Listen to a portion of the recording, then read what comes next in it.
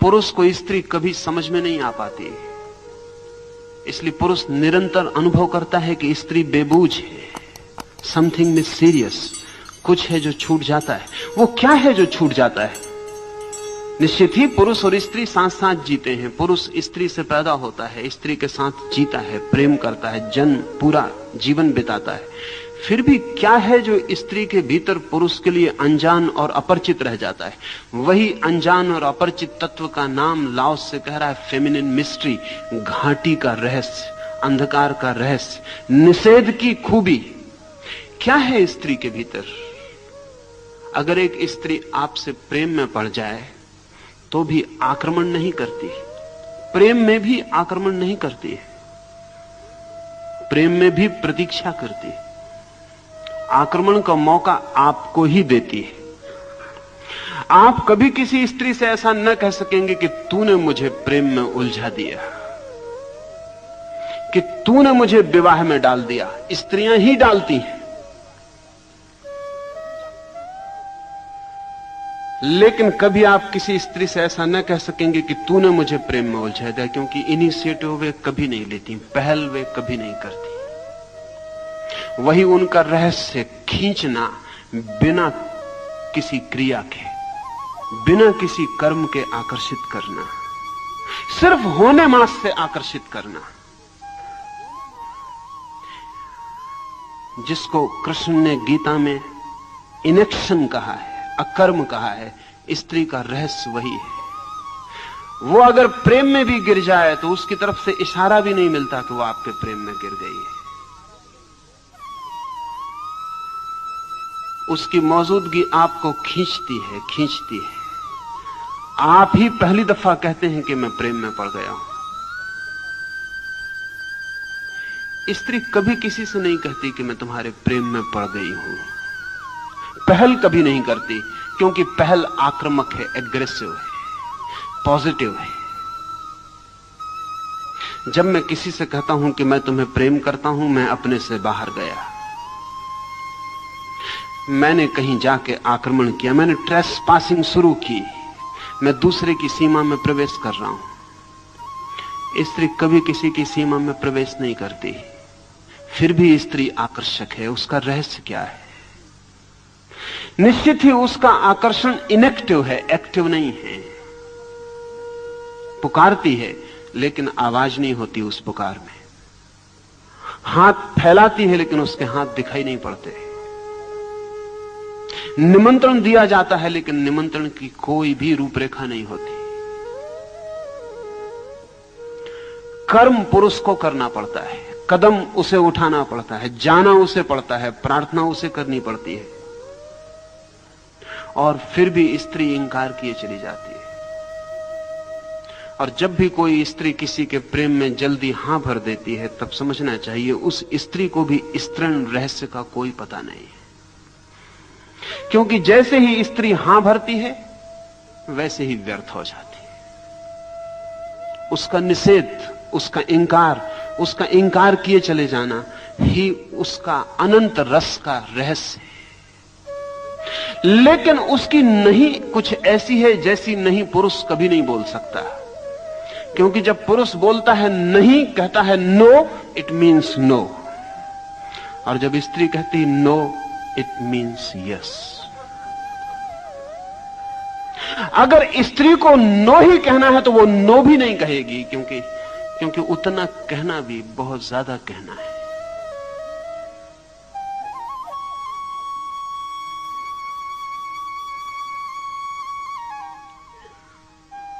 मुल्ला नसरुद्दीन एक युवती के प्रेम में पड़ गया है। बहुत परेशान घर आके अपने पिता को कहा है, चिंतित उदास है। तो पिता ने पूछा है इतना चिंतित क्यों है नसरुद्दीन? नसरुद्दीन ने कहा कि मैं बड़ी मुश्किल में पड़ गया, जिस स्त्री के पीछे मैं 9 महीने से चक्कर लगा रहा हूं, आज उसने सब बात ही तोड़ दी। पिता ने कहा तू ना समझ, स्त्री जब कहे नहीं तो उसका अर्थ नहीं नहीं होता। नसरुद्दीन ने कहा वो तो मैं भी जानता हूं, लेकिन उसने नहीं नहीं कहा, उसने कहा कि तू कुत्ता। नहीं उसने कहा ही नहीं। अगर वो नहीं कहती तो अभी मैं और 9 वर्ष चक्कर लगा सकता था।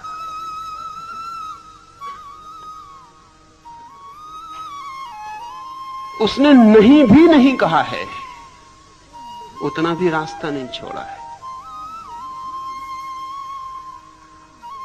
स्त्री जब हां करती है तब वो पुरुष की भाषा बोल रही है। इसलिए स्त्री के मुंह से हां बहुत ही छोटा, उथला और गहरे अर्थों में अनैतिक मालूम पड़ता है, उतना भी आक्रमण है। स्त्री का सारा रहस्य और राज तो इसमें है, उसकी मिस्ट्री इसमें है कि वो नहीं कहती है और बुलाती है, नहीं बुलाती और निमंत्रण जाता है। अपनी ओर से कभी कोई कमिटमेंट स्त्री नहीं करती, सब कमिटमेंट पुरुष करता है, सब प्रतिबद्धताएं पुरुष की हैं। और इस भ्रांति में कोई पुरुष ना रहे कि स्त्री ने कुछ भी नहीं किया है। स्त्री ने बहुत कुछ किया है, लेकिन उसके करने का ढंग निषेधात्मक है, घाटी की तरह है, अंधेरे की तरह है। निषेध ही उसकी तरकीब है। दूर हटना ही पास आने का निमंत्रण है। उसकी बचने की कोशिश ही बुलावा है। ये फेमिनिन मिस्ट्री है, और इसमें और गहरे उतरेंगे तो बहुत सी बातें ख्याल में आएंगी। स्त्री संभोग की दृष्टि से भी निषेधात्मक है, पैसिव है। इसलिए दुनिया में स्त्रियों के ऊपर कोई बलात्कार का जुर्म नहीं रखा जा सकता। किसी स्त्री ने लाखों वर्ष के इतिहास में किसी पर बलात्कार नहीं किया है। स्त्री के व्यक्तित्व में बलात्कार असंभव है। पुरुष बलात्कार कर सकता है, करता है, और 100 में 90 मौके पर पुरुष जो भी करता है वो बलात्कार ही होता है। 100 में 90 मौके पर, उन मौकों पर नहीं जो अदालत में पकड़े जाते हैं। पति अपनी पत्नी के साथ भी जो संबंध निर्मित करता है उसमें 90 मौके पर बलात्कार होता है, क्योंकि स्त्री चुप है। उसकी चुप्पी हां समझी जा सकती है। और जो हमने व्यवस्था की है समाज की पति के प्रति, हमने उसका कर्तव्य बांधा हुआ है। पति उससे प्रेम मांगे तो वो चुप होकर दे देती है, लेकिन अगर उसके भीतर उस क्षण प्रेम नहीं था तो पति का ये प्रेम बलात्कार होगा। लेकिन पुरुष बलात्कार कर सकता है, क्योंकि पुरुष का पूरा व्यक्तित्व आक्रामक, एग्रेसिव है, हमलावर है।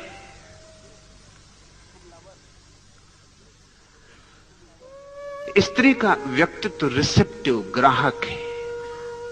यह न केवल व्यक्तित्व बल्कि शरीर की संरचना भी प्रकृति ने ऐसी ही की है कि स्त्री का शरीर केवल ग्राहक है, पुरुष का शरीर आक्रामक है।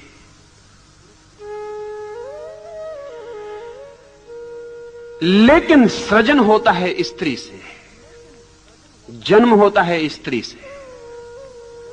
आक्रमण करता है पुरुष, जो कि बिल्कुल संयोगिक है, जिसके बिना चल सकता है, और जन्म होता है स्त्री से जो केवल ग्राहक है।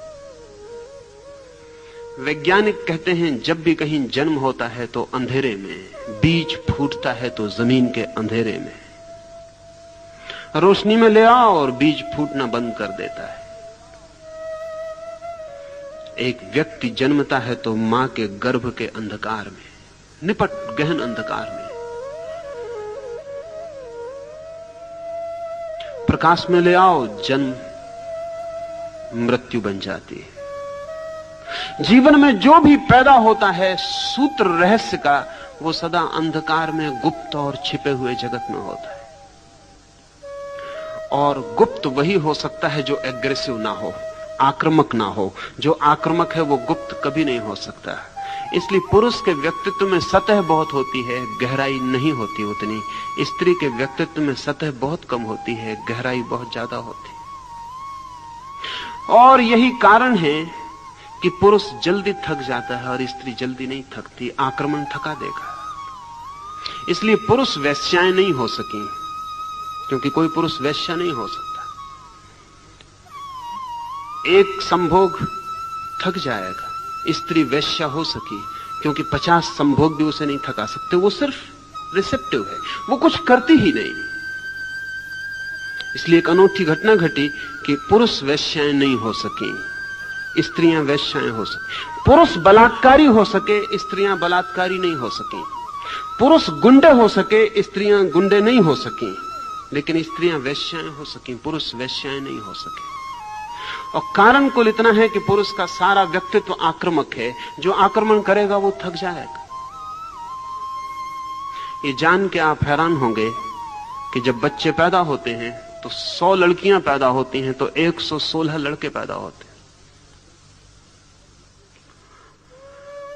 प्रकृति संतुलन को कायम रखती है क्योंकि पुरुष कमजोर है। हम सब यही सोचते हैं कि पुरुष बहुत शक्तिशाली है, वो सिर्फ पुरुष का ख्याल है। पुरुष कमजोर है, इसलिए 116 लड़के पैदा करने पड़ते हैं और 100 लड़कियां, क्योंकि 14 वर्ष के होते होते 16 लड़के मर जाते हैं और लड़के और लड़कियों का अनुपात बराबर हो जाता है।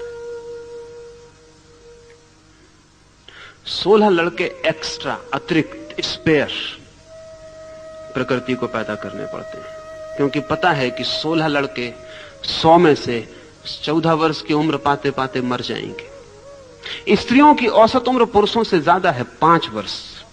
अगर पुरुष 70 साल जीता है तो स्त्रियां 75 साल जीती हैं। और स्त्रियां जितना श्रम उठाती हैं शरीर से, क्योंकि एक बच्चे को जन्म देने में जितना श्रम है उतना एक एटम बम को जन्म देने में भी नहीं है।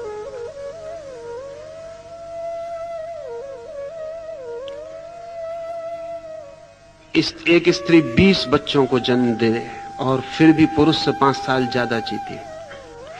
स्त्रियां कम बीमार पड़ती हैं और जो बीमारियां स्त्रियों को हैं वो स्त्रियों की नहीं, पुरुषों ने जो समाज निर्मित किया है उसकी परेशानी की वजह से।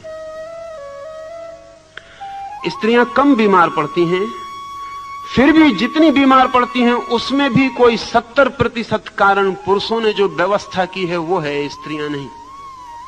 क्योंकि सारी व्यवस्था पुरुष की है, मैन डोमिनेटेड है और पुरुष अपने ढंग से व्यवस्था करता है, उसमें स्त्री को एडजस्ट होना पड़ता है, वो उसकी बीमारी का कारण है। हिस्टीरिया पुरुषों के समाज में स्त्रियों को एडजस्ट होने का परिणाम है। अगर स्त्रियों का समाज हो और पुरुषों को उसमें एडजस्ट होना पड़े तो हिस्टीरिया इससे 5 गुना ज्यादा होगा। करीब करीब सारे पुरुष पागल हो जाएंगे। वो स्त्रियों का रेसिस्टेंस है, प्रतिरोधक शक्ति है कि वो सब पागल नहीं हो गई। फिर भी स्त्रियां आपको क्रोधी दिखाई पड़ती हैं, ईर्ष्यालु दिखाई पड़ती हैं, उपद्रव, कलह 24 घंटे वो जारी रखती हैं। उसका कुल कारण इतना है कि वे जो होने को पैदा हुई हैं, समाज उनको वो नहीं होने देता और कुछ और करवाने की कोशिश करता है। उससे उनकी सृजनात्मक शक्ति विध्वंस की तरफ, परवर्षण की तरफ, विकृति की तरफ चली जाती। और पुरुषों ने स्त्रियों को इतना दबाया और इतना सताया तो आमतौर से लोग समझते हैं, स्त्रियां भी यही समझती हैं कि स्त्रियां कमजोर थीं इसलिए पुरुषों ने इतना सताया। मैं आपसे कहना चाहता हूं, जो जानते हैं वो कुछ और जानते हैं। वो ये जानते हैं कि स्त्रियां इतनी शक्तिशाली थीं कि अगर न दबाई गई होती तो पुरुषों को उन्होंने कभी का दबा डाला होता। उनको बचपन से ही दबाने की जरूरत है, नहीं वो खतरनाक सिद्ध हो सकती है। स्त्रियों को सारी दुनिया में दबाए जाने का जो असली कारण है, वो असली कारण यह है कि वो इतनी शक्तिशाली सिद्ध हो सकती हैं अगर बिना दबाई छोड़ दी जाएं कि पुरुष बहुत मुश्किल में पड़ जाएगा। इसलिए उन्हें सब तरफ से रोक देना जरूरी है और बचपन से रोक देना जरूरी है। और रुकावट करीब करीब वैसी है जैसे चीन में हम स्त्रियों को लोहे के जूते पहना देते थे, फिर उनका पैर बड़ा नहीं हो पाता था, फिर वे स्त्रियां दौड़ नहीं सकती थीं, चल नहीं सकती थीं, ठीक से भाग नहीं सकती थीं। सच तो यह है उन्हें सदा ही पुरुष के कंधे के सहारे की जरूरत थी। और फिर पुरुष उनसे कहता था नाजुक, डेलिकेट, और नाजुक होने को पुरुष ने एक मूल्य बना दिया, एक वैल्यू बना दिया, क्योंकि स्त्री नाजुक हो तो ही उस पर काबू किया जा सकता है। स्त्री पुरुष से ज्यादा मजबूत सिद्ध हो सकती है अगर उसको पूरा विकसित होने दिया जाए, क्योंकि प्रकृति ने उसे जन्म की शक्ति दी है और जन्म की शक्ति सदा उसके पास होती है जो ज्यादा शक्तिशाली है। अन्यथा गर्भ को खींच लेना असंभव हो जाए। लाओस से कहता है इस स्त्रीण रहस्य को ठीक से समझ लें, ये घाटी की जो आत्मा है इसे ठीक से समझ लें। ये घाटी की आत्मा कभी थकती नहीं, ये कभी मरती नहीं। ये जो निषेध है, ये जो ना करने के द्वारा करने की कला है, ये जो बिना आक्रमण के आक्रमण कर देना है, ये बिना बुलाए बुला लेने का जो राज है, इसे ठीक से समझ लें। क्योंकि लाओस से कहता है इस राज को समझकर ही कोई जीवन के परम सत्य को उपलब्ध कर सकता है। हम पुरुष की तरह परम सत्य को कभी नहीं पा सकते, क्योंकि परम सत्य पर कोई आक्रमण नहीं किया जा सकता। कोई हम बंदूकें और तलवारें लेकर परमात्मा के मकान पर कब्जा नहीं कर लेंगे। परमात्मा को केवल वे ही पा सकते हैं जो स्त्रीण रहस्य को समझ गए, जिन्होंने अपने को इतना समर्पित किया, इतना छोड़ा, लेट गो, कि परमात्मा उनमें उतर सके। ठीक वैसे ही जैसे स्त्री पुरुष के प्रेम में अपने को छोड़ देती है, कुछ करती नहीं, बस छोड़ देती है, और पुरुष उसमें उतर पाता है।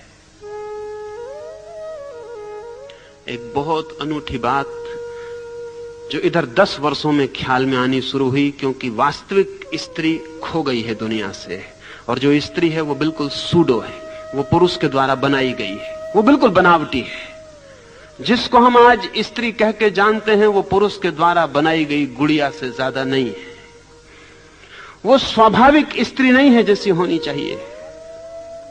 अभी पश्चिम में एक छोटा सा वैज्ञानिकों का प्रयोग चलता है, जिसमें वो ये कोशिश करते हैं कि क्या ये संभव है, और तंत्र ने इस पर बहुत पहले काम किया है, बहुत पहले, कोई 2000 साल पहले, और ये अनुभव किया है कि ये हो सकता है।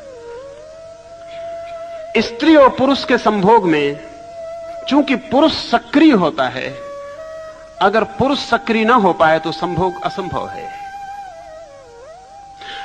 अगर पुरुष कमजोर हो जाए, वृद्ध हो जाए, उसके जनन यंत्र शिथिल हो जाएं तो संभोग असंभव है।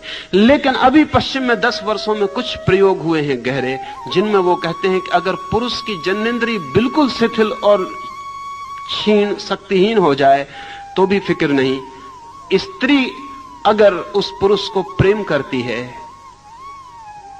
तो सिर्फ स्त्री जननेंद्रिय के पास पहुंच जाने पर स्त्री की जननेंद्रिय पुरुष की जननेंद्रिय को चुपचाप अपने भीतर खींच लेती, पुरुष को प्रवेश की भी जरूरत नहीं है। अगर स्त्री का प्रेम भारी है तो उसका शरीर ऐसे खींच लेता है जैसे खाली जगह में हवा खींच के आ जाए। ये बहुत हैरानी का तथ्य है। और अगर ऐसा नहीं होता तो उसका कुल कारण इतना है कि स्त्री प्रेम नहीं करती है उस पुरुष को, इसलिए उसका शरीर उसे खींचता नहीं, और इसलिए पुरुष जो भी कर रहा है वो बलात्कार है। अगर स्त्री प्रेम करती है तो खींच लेगी, उसका पूरा बायोलॉजिकल, उसका जैविक यंत्र ऐसा है कि वो व्यक्ति को अपने भीतर खींच लेगी। लाओस से कहता है ये स्त्री का रहस्य है कि बिना कुछ किए वो कुछ कर सकती है, बिना कुछ किए। पुरुष को कुछ भी करना हो तो करना पड़ेगा। धर्म का रहस्य भी स्त्रीण।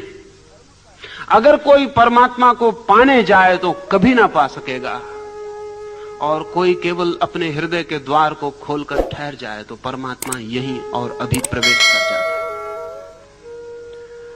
दूर दूर खोजे कोई, अनंत की यात्रा करे कोई, भटके जन्मों जन्मों तक, तो भी परमात्मा को नहीं पा सकेगा। क्योंकि परमात्मा को पाने का राज ही यही है कि हम रिसेप्टिव हो जाएं, एग्रेसिव नहीं। हम अपने को खुला छोड़ दें, हम सिर्फ राजी हो जाएं कि वो आता हो तो हमारे द्वार दरवाजे बंद ना पाए। हमारा प्रेम इतना ही करे कि वो एक पैसिव अवेटिंग, एक निष्क्रिय प्रतीक्षा बन जाए। स्त्री जन्म जन्म तक अपने प्रेमी की प्रतीक्षा कर सकती है, पुरुष नहीं कर सकता। पुरुष प्रतीक्षा जानता ही नहीं है। पुरुष के मन की जो व्यवस्था है उसमें प्रतीक्षा नहीं है। उसमें अभी और यहीं इंस्टेंट सब चाहिए। इंस्टेंट काफी भी, इंस्टेंट सेक्स भी, अभी। इसलिए पुरुष ने विवाह ईजाद किया, क्योंकि विवाह के बिना इंस्टेंट सेक्स अभी संभव नहीं है।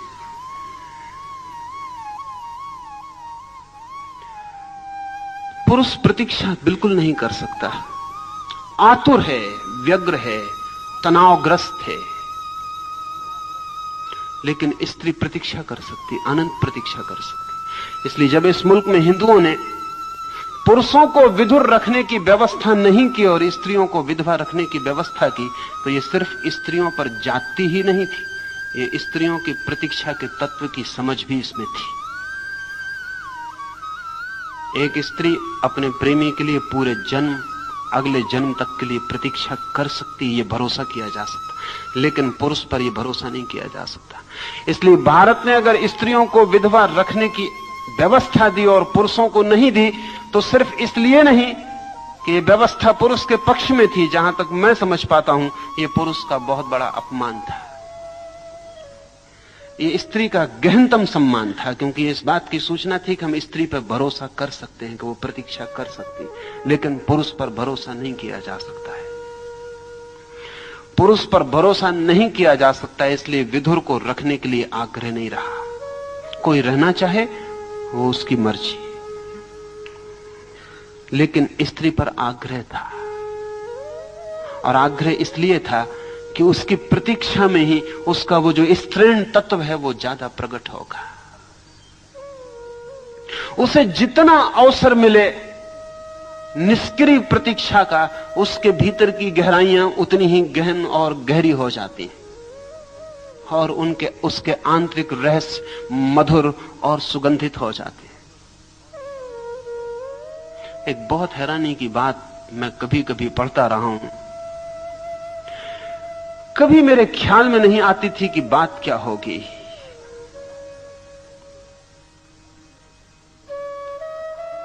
कैथोलिक प्रीस्ट के सामने लोग अपने पापों की स्वीकृतियां करते हैं, कन्फेशन करते हैं।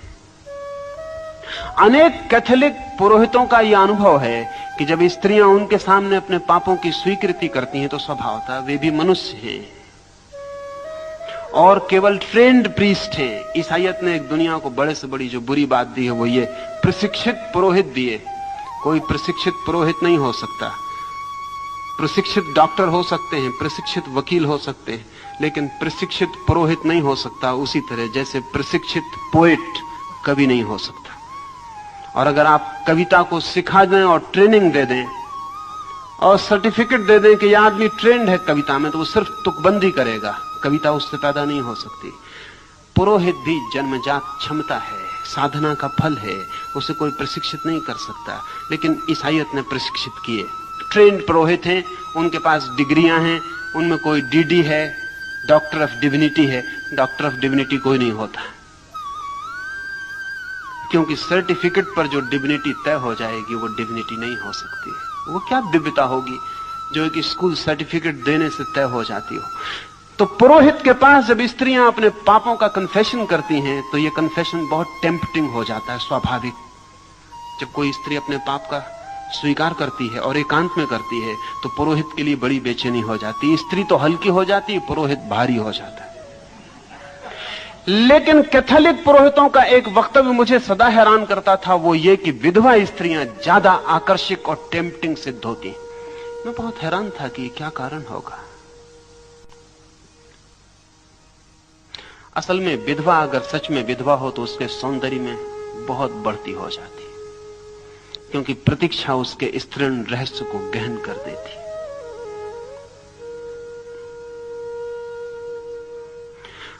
कुंवारी लड़की में जो रहस्य होता है वो प्रतीक्षा का है। इसलिए सारी दुनिया में जो समझदार कौमें थी, उन्होंने तय किया कि कुंवारी लड़की से ही विवाह करना, क्योंकि सच तो यह है कि जो लड़की कुंवारी नहीं है उससे विवाह करने का मतलब है कि आपको स्त्री के रहस्य को जानने का मौका ही नहीं मिलेगा। वो रहस्य पहले ही खंडित हो चुका, वो स्त्री छिछली हो गई, उसने प्रतीक्षा ही नहीं की है इतनी जितनी प्रतीक्षा पर वो भीतर का पूरा रहस्य में फूल खिलता है। इसलिए जिन समाजों ने स्त्री के कुंवारे रहने पर और विवाह पर जोर दिया, उन्होंने पुरुष के कुंवारेपन की बहुत फिक्र नहीं की। उसका कारण है कि पुरुष के कुंवारेपन या ना कुंवारेपन से कोई फर्क नहीं पड़ता है, लेकिन स्त्री के कुंवारेपन से फर्क पड़ता है। कुंवारी स्त्री में एक सौंदर्य है जो विवाह के बाद उसमें खो जाता है। वो सौंदर्य उसमें फिर से जन्मता है जब वो मां बनना शुरू होती है, क्योंकि अब वो एक और बड़े रहस्य के द्वार पर और एक और बड़ी प्रतीक्षा के द्वार पर खड़ी हो जाती है। उसे गर्भवती देखकर पति चिंतित हो सकता है,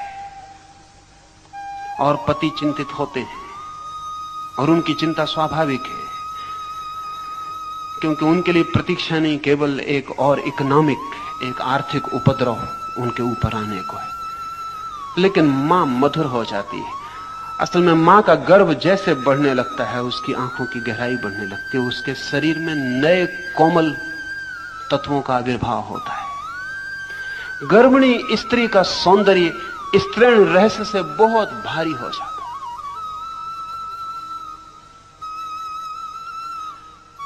ये क्या होगा रहस्य? ये पैसिविटी इज द सीक्रेट। अब मां बनने के लिए कुछ उसे करना तो पड़ता नहीं। बेटा उसके पेट में बड़ा होने लगता है, उसे सिर्फ प्रतीक्षा करनी होती, उसे कुछ भी नहीं करना होता। असल में उसे सब करना छोड़ देना होता है, सिर्फ प्रतीक्षा ही करनी होती। जैसे जैसे उसके बेटे का या उसकी बेटी का, उसके गर्भ का विकास होने लगता है, वैसे वैसे सब काम उसे छोड़ देना पड़ता है। वो सिर्फ प्रतीक्षा में रह जाती, वो सिर्फ स्वप्न देखने लगती है। इसलिए अगर सारा काम स्त्री छोड़ दे बच्चे के जन्म के करीब, तो वे स्वप्न देख सकती है जो उसके बच्चे के भविष्य की सूचनाएं होंगे। इसलिए महावीर या बुद्ध की मां के स्वप्न बड़े मूल्यवान हो गए।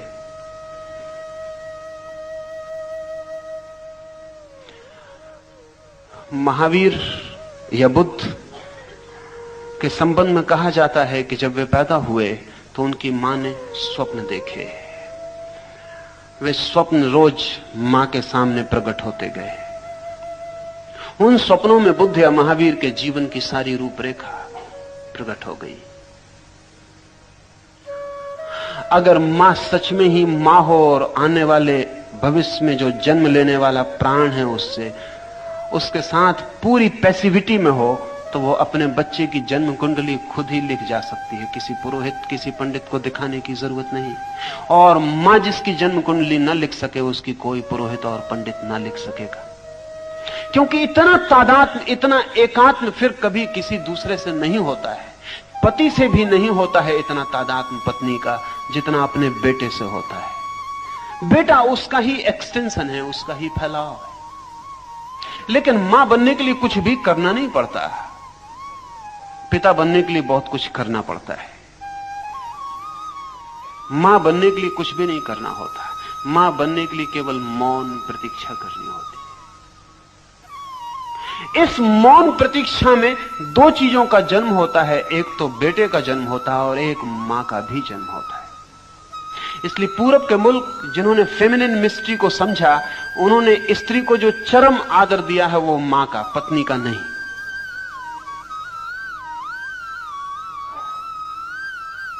ये बहुत हैरानी की बात है।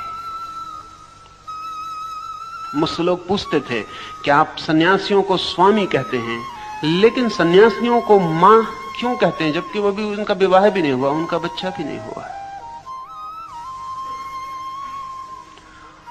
असल में मां का संबंध स्त्री की चरम गरिमा से है। वो अपनी चरम गरिमा पर सिर्फ मां के क्षण में होती। उसका जो पीक एक्सपीरियंस है वो पत्नी होना नहीं है, प्रेयसी होना नहीं है। प्रेयसी और पत्नी होना केवल चढ़ाई की शुरुआत है। उसका जो पीक एक्सपीरियंस है, जो शिखर अनुभव है, उसका मां होना। इसलिए जिन समाजों में भी स्त्रियों ने तय कर लिया है कि पत्नी होना उनका शिखर है, उन समाजों में स्त्रियां बहुत दुखी हो जाएंगी, क्योंकि वो उनका शिखर है नहीं। यद्यपि पुरुष राजी है कि वे पत्नी होने को ही अपना शिखर समझें, क्योंकि पुरुष को पति होने पर शिखर उपलब्ध हो जाता है, पिता होने पर उसे शिखर उपलब्ध नहीं होता। उसे प्रेमी होने पर शिखर उपलब्ध हो जाता है, लेकिन स्त्री को उपलब्ध नहीं होता। स्त्री का ये जो मातृत्व का राज है, इसे लाओस से कहता है ये अंधेरे जैसा है। इसमें और बहुत सी बातें ख्याल में लेने जैसी हैं। जब पुरुष पैदा होता है, जब एक बच्चा पैदा होता है, लड़का पैदा होता है, तो उसके पास अभी सेक्स हार्मोन होते नहीं, बाद में पैदा होने शुरू होते हैं। उसका वीर्य बाद में निर्मित होना शुरू होता है। लेकिन यह जान के आप हैरान होंगे कि जब लड़की पैदा होती है तो वो अपने सब अंडे साथ लेके पैदा होती है। उसके जीवन भर में जितने अंडे प्रति माह है उसके मासिक धर्म में निकलेंगे, उतने अंडे वो लेकर ही पैदा होती है। स्त्री पूरी पैदा होती है, उसके पास पूरा कोष होता है उसके एग्स का। फिर उनमें से एक एक अंडा समय पर बाहर आने लगेगा, लेकिन वो सब अंडे लेकर आती है। पुरुष अधूरा पैदा होता है, और अधूरे पैदा होने की वजह से लड़के बेचैन होते हैं और लड़कियां शांत होती हैं।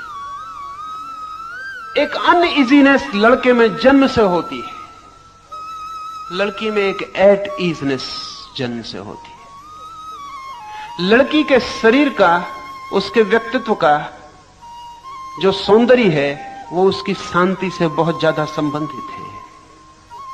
अगर लड़की को बेचैन करना हो तो उपाय करने पड़ते हैं, और लड़के को अगर शांत करना हो तो उपाय करने पड़ते हैं। अशांत होना स्वाभाविक है। बायोलॉजिस्ट कहते हैं कि उसका कारण है कि स्त्री जिस अंडे से बनती है उसमें जो अणु होते हैं वो एक्स होते हैं, दोनों एक से होते हैं। और पुरुष जिस क्रोमोसोम से बनता है उसमें एक्स वाई होता है, उसमें एक एक्स होता है एक वाई होता है, वो समान नहीं होते। स्त्री में जो तत्व होते हैं वो एक्स होते हैं, दोनों समान होते हैं। इसलिए स्त्री सुडौल होती, पुरुष सुडौल नहीं हो पाता। स्त्री के शरीर में जो कर्व्स का सौंदर्य है वो उसके एक्स दोनों संतुलित अंडों के कारण है, और पुरुष के शरीर में वैसा संतुलन नहीं हो सकता, क्योंकि एक्स वाई उसके एक और दूसरे में समानता नहीं है।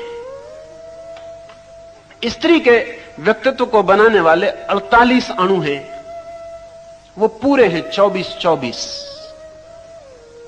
पुरुष को बनाने वाले 47 हैं।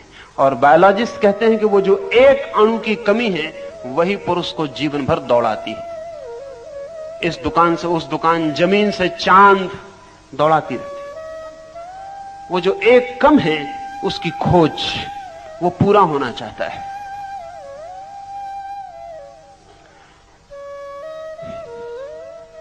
ये जो स्त्री का संतुलित, शांत, प्रतीक्षारत व्यक्तित्व है, लाओस से कहता है ये जीवन का बड़ा गहरा रहस्य है। परमात्मा स्त्री के ढंग से अस्तित्व में है, पुरुष के ढंग से नहीं। इसलिए परमात्मा को हम देख नहीं पाते, उसे हम पकड़ भी नहीं पाते। वो मौजूद है जरूर, लेकिन उसकी प्रेजेंस स्ट्रेंड न होने जैसा है। उसे हम पकड़ने जाएंगे उतना ही वो हमसे छूट जाएगा, उतना ही हट जाएगा, उतना ही उसकी खोज मुश्किल हो जाएगी। अस्तित्व स्त्रीण है, इसका अर्थ यह है कि अस्तित्व में जो भी प्रकट होता है अस्तित्व में पहले से छिपा है। एक, जैसा मैंने कहा, स्त्री में जो भी पैदा होगा वो सब पहले से ही छिपा है, वो अपने जन्म के साथ लेकर आती है सब, उसमें कुछ नया एडिशन नहीं होता।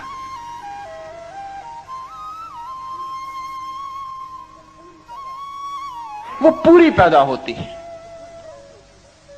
उसमें ग्रोथ होती है लेकिन एडिशन नहीं होता, उसमें विकास होता है लेकिन कुछ नई चीज जुड़ती नहीं। यही वजह है कि वो बड़ी तृप्त जीती है। स्त्रियों की तृप्ति आश्चर्यजनक है, अन्यथा इतने दिन तक उनको गुलाम नहीं रखा जा सकता था। उनकी तृप्ति आश्चर्यजनक है। गुलामी में भी वे राजी हो जाती है, कैसी भी स्थिति हो वे राजी हो जाती है।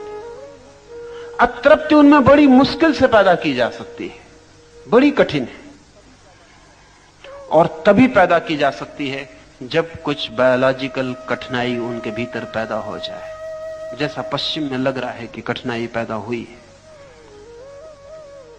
तो उनमें पैदा की जा सकती है बेचैनी। और जिस दिन स्त्री बेचैन होती है उस दिन उसको चैन में लाना फिर बहुत मुश्किल है, क्योंकि वो बिल्कुल अप्राकृतिक है उसका बेचैन होना। इसलिए स्त्री बेचैन नहीं होती, सीधी पागल होती। या आप जान के हैरान होंगे कि स्त्री या तो शांत होती है या पागल हो जाती है, बीच में नहीं ठहरती, ग्रेडेशंस नहीं है। पुरुष न तो शांत होता है इतना, न इतना पागल होता, बीच में काफी डिग्रीज हैं उसके पास, अशांति की डिग्रीज में वो डोलता रहता है। बड़ी से बड़ी अशांति में भी वो पागल नहीं हो जाता, और बड़ी से बड़ी शांति में भी वो बिल्कुल शांत नहीं हो जाता। नीत्शे ने बहुत विचार की बात कही है। उसने कहा है कि जहां तक मैं समझता हूं, बुद्ध जैसे व्यक्ति में स्त्रीण तत्व ज्यादा रहे होंगे।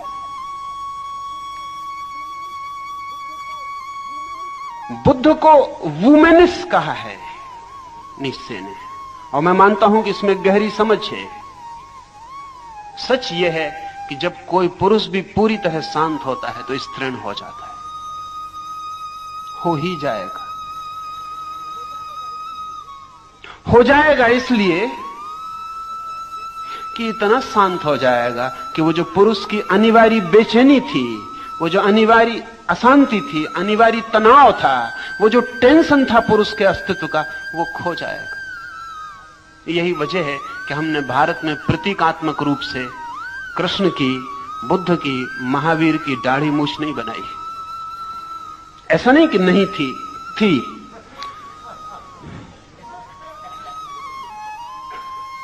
लेकिन नहीं बनाई, क्योंकि वो सांकेतिक नहीं रह गई, सांकेतिक नहीं रह गई।